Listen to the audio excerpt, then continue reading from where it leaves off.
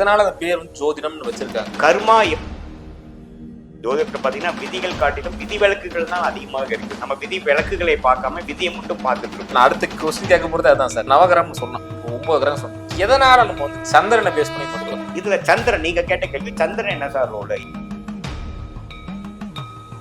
For example நீங்க என்ன ராசி? மீன ராசி. மீன ராசி. என்ன நட்சத்திரம்? உத்திரட்டாதி நட்சத்திரம்.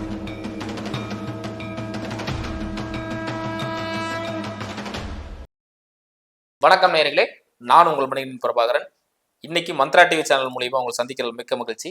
இன்னைக்கு நம்ம சிறப்பு விருந்தினராக சயின்டிபிக் வேதிக் அஸ்ட்ராலஜர் மிஸ்டர் அஸ்ட்ரோ அருஞ்சி அவர்கள் வந்திருக்காரு. வணக்கம் சார். வணக்கங்க. ஃபர்ஸ்ட் கேள்வி என்னன்னா, சயின்டிபிக் அஸ்ட்ராலஜர் அப்படின்னு வச்சிருக்கீங்க இல்லையா, அது சயின்டிபிக் அஸ்ட்ராலஜர்னா என்ன? அதுவும் நீங்க சமீபமாக நீங்க ஐடியில் ரிலேட்டடாக ஜாப் முடிச்சிருந்தீங்க. ஸோ எப்படி இந்த ஃபீல்டுக்குள்ள நீங்க வந்தீங்க அப்படிங்கிறத பற்றி கேட்கலாம் சார். கண்டிப்பா. இப்போ பார்த்தீங்கன்னா நம்ம பேக்ரவுண்ட் பார்த்தீங்கன்னா நம்ம ஐடி படித்தோம். அதாவது இன்ஜினியரிங்கில் வந்து எலக்ட்ரானிக்ஸ் அண்ட் கம்யூனிகேஷன் ஐடியில் ஒர்க் பண்ணேங்க. வெளிநாடு பார்த்தீங்கன்னா ஒரு 20 வருஷத்துக்கு முன்னாடி படித்து முடிச்சதுக்கப்புறம் வெளிநாடு போனோம். பட் அது போக முன்னாடி பார்த்தீங்கன்னா நம்ம படிச்சுட்டு இருந்த காலத்திலேயே நம்மளுடைய மூத்த சகோதர சகோதரிகளுக்கு வந்து கல்யாணம் பண்ணக்கூடிய கடமை வந்து நமக்கு வந்தது. நம்ம தான் வீட்டில் கடைசி பையனாக இருக்கிறதுனால அதுக்கு முன்னாடி பிறந்த மூத்த சகோதர சகோதரிகள்லாம் வந்து வெளிநாடு போயிட்டாங்க. ஸோ அப்படிங்கிறப்ப நம்ம வீட்டில் இருக்கிறவங்க தானே நம்ம பண்ணணும். அப்படிங்கிறப்போ அப்பாவும் அவரோட இதில் கொஞ்சம் பிஸியாக இருந்ததுனால சரி நமக்கு அந்த விஷயம் நம்ம எது எடுத்தாலும் கொஞ்சம் ஆர்வமாக எடுத்து பண்ணுவோம். அந்த அடிப்படையில் பண்ணுறப்போ பல ஜோதிடர்களை வந்து நம்ம ஒரு 1998 2000 வந்து பார்க்கக்கூடிய ஒரு சந்தர்ப்பம் கிடைச்சிது.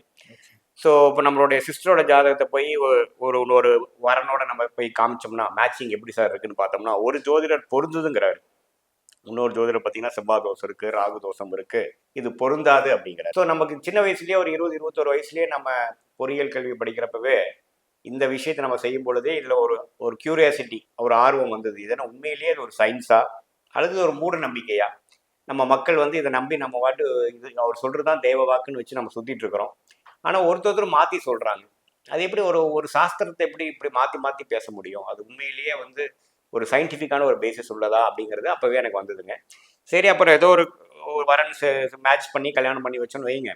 அதுக்கப்புறம் நாமளும் வெளிநாடு போனோம். வெளிநாடு போய் திரும்பி வரப்போ நமக்கு ஒரு சந்தர்ப்பம் கிடைச்சிது. நம்ம தொழிலில் வரும் பொழுது நாமளே அந்த முதலே ஆர்வம் இருக்கிறனால நம்ம ஜோதிடம்னா என்னென்னு கற்றுக்கக்கூடிய சந்தர்ப்பம் எனக்கு கிடைச்சிது ஒரு 2007-08.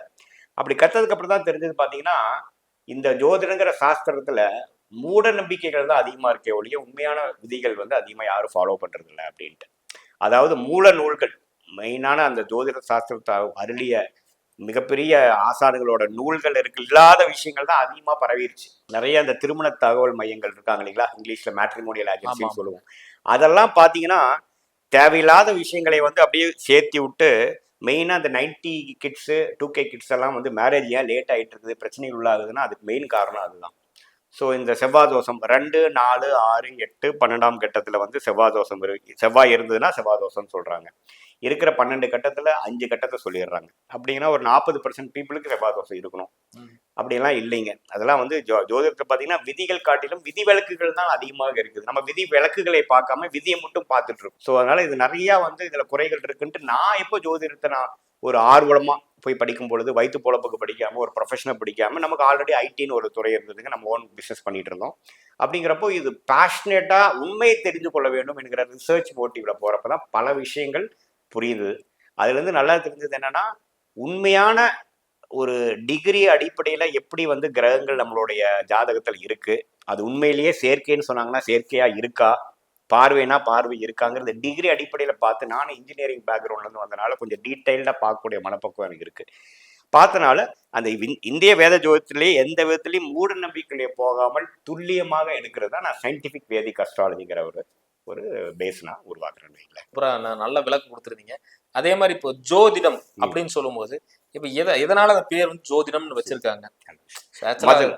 நல்ல கேள்வி. ஆமா, நானும் இல்ல படிக்க போகும்பொழுதே இது மாதிரி ஒரு கேள்விகள்லாம் அதனாலதான் நான் ஈர்க்கப்படுகிறேன். ஆமா, ஜோதிடம்னு ஏன் பேர் வைக்கணும், வேற ஒரு இது கூட வைக்கலாம், கிரக சாஸ்திரம்னு கூட பேர் வச்சிருக்கலாம், நவகிரகம் வச்சிருக்கலாம், நட்சத்திர சாஸ்திரம்னு சொல்லலாம். ஏன் ஜோதிடம் சொல்லணும் அப்படிங்கிறப்ப பாத்தீங்கன்னா நம்மளுடைய தேடுதல்ல போகும்பொழுது நமக்கு என்ன ஒரு விடை கிடைச்சதுன்னு பாத்தீங்கன்னா கர்மா எப்படி செயல்படுகிறது அப்படிங்கறதா ஜோதிடம். இப்போ ஃபார் எக்ஸாம்பிள் இப்போ உங்களுக்கு இந்த நேரம் நல்லா இருக்கு அப்படின்னா சரி நல்லா இருக்கு, எதை வச்சு நீங்க சொல்றீங்க அப்படின்னா உங்களுக்கு தசாபுக்திகள் நல்லா போகுது. சரி தசாபுக்திகள் போகுதுன்னா எதனால போகுது, எதனால அது நடக்குது, ஏன் தசாபுத்தியில் நல்லதாக நமக்கு அமைஞ்சிருக்கு அப்படின்னா, நம்ம வேத ஜோதிடம் என்ன சொல்லுதுன்னா, நீ பல ஜென்மத்தில் வாழ்ந்த பிறவியில் ஜென்மத்தில் வாழ்க்கையில் எத்தனை பாவ புண்ணியங்கள் செய்தியோ அதோட குமுலேட்டிவ் பேலன்ஸ், குமுலேட்டிவ்னா செயற்கையான ஒரு பேலன்ஸ் தான் இந்த பிறவியில உங்க ஆத்மா உடல் எடுத்து நல்லது கெட்டது அனுபவிக்கணுங்கிற ஒரு விதி தான் வேத ஜோதிடத்தோட அடிப்படை. இல்லை சார் எனக்கு இந்த மல்டிபிள் பர்த்ல எல்லாம் எனக்கு நம்பிக்கை இல்லை சார், பல போன பிரிவுலாம் நம்பிக்கை இல்லைன்னா அது உங்களுடைய நம்பிக்கை. ஆனால் வேத ஜோதிடம் என்ன சொல்லுதுன்னா அதுதான் பேஸ் அப்படிங்கிற. அப்போ நீங்கள் ஃபார் எக்ஸாம்பிள் சார் எனக்கு கிராவிட்டி மேலே நம்பிக்கை இல்லை, ஆனால் புவியீர்ப்பு மேலே நம்பிக்கை இல்லைன்ட்டு நீங்கள் 4வது மாடியிலேருந்து குதிச்சிங்கன்னா நீங்கள் மேலே போக மாட்டீங்க, கீழே தான் வருவீங்க. கீழே வந்துட்டு அப்புறம் மேலே போயிடுவீங்க, அது வேறு விஷயம். அதனால் நமக்கு நம்பிக்கை இருக்குதோ இல்லையோ சில யூனிவர்சல் பிரின்சிபிள்ஸ் நடந்துகிட்டே தான் இருக்கும், whether you believe it or not.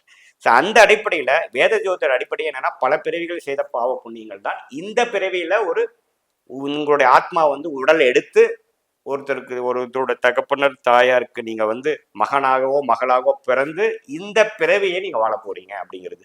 சரி, இந்த பிறவி நம்ம எப்படி வாழ போறோம் அப்படிங்கிறது தான் உங்களுடைய ஜாதகம். Your jathakam is the blueprint of your karma. Your horoscope is the blueprint of your karma. நீங்க எப்படி ஒரு வீடு கட்டுறப்போ ஒரு ப்ளூ பிரிண்ட் போடுறீங்க, ஹால் இங்க வைக்கலாம், லிவிங் ரூம் இங்க, கிச்சன் இங்க, பாத்ரூம் இங்கன்னு ஒரு பிரிண்ட் போடுறீங்க இல்லையா, ஒரு பிளான் போடுறீங்க இல்லையா, அந்த பிளான் தான் உங்களோட ஆரோஸ்கோப். ஜோதிடம் பத்தி சொல்லியிருந்தீங்க, அதாவது விரிவு சொல்லியிருந்தீங்க. ரெண்டாவது என்னன்னா இந்த ஒளி தத்துவம் நீங்க சொல்லியிருந்தீங்க. ஒளி அதுக்குதான் வரேன். இப்ப என்னன்னா ஜோதிங்கிற வார்த்தையே பாத்தீங்கன்னா ஒளின்னு அர்த்தம்.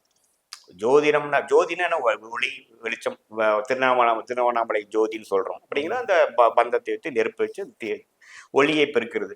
ஸோ உங்களுடைய ஜாதகத்துல நீங்க பிறக்கிறப்போ கிரகம் எந்த அளவுக்கு ஒளியா இருக்கு பொறுத்து தான் உங்களுக்கு நல்லது கெட்டது நடக்க போகுதுன்னு அர்த்தம். உங்களுடைய ஜாதகத்துல ஒளி பொருந்திய கிரகம் என்று சொல்லப்படுகிற குரு, சுக்கிரன், பௌர்ணமிக்கு அருகில் இருக்கும் சந்திரன், புதன், இந்த 4 கிரகம் வந்து அதிகமாக தொடர்பு பற்று அந்த தசாபுக்திகள் நடக்குதுன்னா நீங்க ஒளி பொருந்திய திசையில நடக்கிறீங்க, உங்க நல்ல விஷயங்கள் நடக்கும் போது நீங்க டெவலப் ஆக போறீங்க, சந்தோஷமா இருக்க போறீங்கன்னு அர்த்தம்.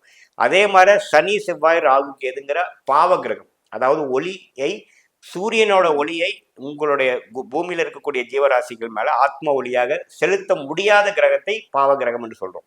ஸோ கடவுள் என்ன பண்ணிட்டாரு, சுபகிரகமாக 4 நல்ல கிரகத்தையும், அதாவது ஒளி செலுத்தக்கூடிய கிரகத்தையும், ஒளியை செலுத்த முடியாத கிரகமாகிய 4 கிரகத்தையும் படைத்து அந்த ஒளியின் மூலம் என்று சொல்லப்படுகிற சூரியனை நடுவால போட்டு இந்த 8 கிரகத்தையும் போட்டு இந்தாடா நீ என்ன செய்தியோ, இந்த ஆத்மா பல ஜென்மத்துல என்ன செஞ்சதோ அது இந்த ஜென்மத்துல நீ வாங்கிக்கோ, நீயே ஒரு பூமராங் எஃபெக்ட் மாதிரி திருப்பி வாங்கிக்கோன்ட்டு அந்த நேரத்தில் அந்த தேதியில் அந்த ஊரில் உங்களை பிறக்க வைத்து அது நீங்க வந்து சிசேரியன் ஆபரேஷன் பண்ணாலும் சரி, நேச்சுரல் டெலிவரியில் ஆயிருந்தாலும் சரி, அல்லது ஒரு ஜோதிடரை பார்த்து 4 குறிச்சு நீங்க பிறந்திருந்தாலும் சரி, கர்மாவுக்குள் வந்துவிடும்.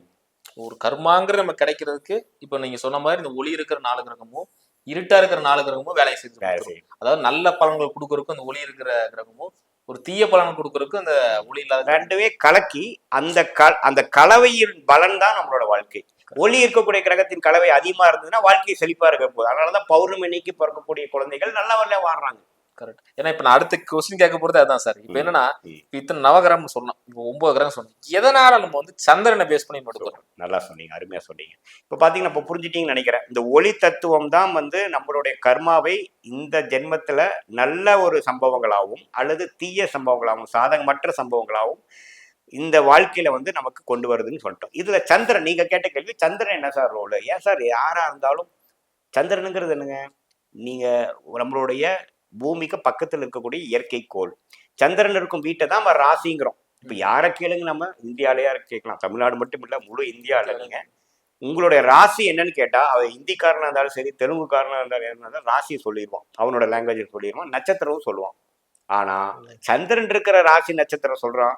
ஸோ உங்களோட ஜாதகத்துல சூரியன் இருக்கிற ராசி நட்சத்திரம் சொல்றதுன்னா அவனுக்கு தெரியாது, ராகு இருக்குதுன்னா நமக்கு வந்து சந்திரனுங்கிறது தான் நம்மளுடைய இந்திய வேத ஜோதிடத்துல வந்து அதிகமாக முக்கியத்துவம் கொடுக்கப்பட்டது. ஏன்னா எத்தனையோ சேட்டலைட் ரஷ்யாக்காரனும் இந்தியாக்காரனும் அமெரிக்காக்காரனும் அனுப்பிச்சாலும் அதெல்லாம் ஆர்டிஃபிஷியல் செயற்கைக்கோள் தான். ஆனா நேச்சுரல் சேட்டலைட்னு என்னங்க, நம்ம பூமியை சுத்தக்கூடிய ஒரு கோள், நம்ம பூமியவே திருப்பி சுத்தக்கூடிய கோள் தான் சேட்டலைட்னு சொல்றோம், ஒரு கோள். அதை வந்து இயற்கையாக கடவுளால் படைக்கப்பட்ட ஒரே கோள் வந்து சந்திரன். புரியுதுங்களா? 28 நாள் சுத்துறாரு நம்ம, அதனாலதான் அமாவாசை பௌர்ணமின்னு மாறி மாறி வருது. ஸோ இந்த சந்திரன் என்ன பண்ணுதுன்னா மற்ற செவ்வாய், சனி, குரு, புதன், சுக்கிரன் போன்ற கிரகத்தின் வரக்கூடிய கதிர்களை வடிகட்டி ஃபில்டர் மாதிரி உபயோகப்பட்டு நம்மளுடைய பூமி மேல இருக்கக்கூடிய ஜீவராசிக்கு மேல ஆத்ம ஒளியாக பதிகிறது. ஸோ இந்த சந்திரன் இருக்கிறத வச்சுதான் நீங்க வந்து எப்படிப்பட்டவர், உங்களோட உடல் நிலை எப்படி இருக்க போகுது, உங்க மனநிலை எப்படி இருக்க போகுது, இந்த கோச்சார அடிப்படையில சனி பயிற்சி குரு பயிற்சி நடக்கிறது எந்த மாதிரி ஒரு தாக்கத்தை கொடுக்க போகுதுங்கிறது வந்து சந்திரன் தான் கொடுக்குது. ஸோ சந்திரன் வந்து பூமியின் ஒரு பக்கத்தில் இருக்கும் முக்கியமான இயற்கை கோளாக இருந்து ஒரு வடிகட்டி போல அது செயல்படுவதனால் சந்திரன் எந்த வீட்டில் இருக்காரு, மேஷத்துல இருந்தாருன்னா மேஷராசி ஆயிடுறீங்க. இதே ரிஷபத்துல நீங்க சந்திரன் இருக்கிறப்போ நீங்க பிறந்திருந்தீங்கன்னா நீங்க ரிஷபராசிக்காரர் ஆயிடுறீங்க. ஸோ ரிஷபங்கிறது என்ன, சுக்கரனோட வீடு.